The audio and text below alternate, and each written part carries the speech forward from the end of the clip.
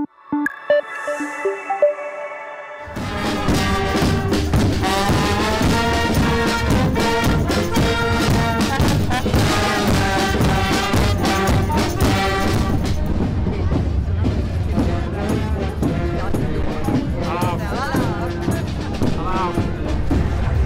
zijn nou toch ook bezig met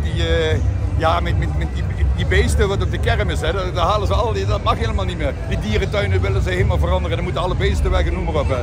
Maar als die allemaal weg, wat wil ik wel eens weten, waar gaan ze met die ezels van Den Haag heen?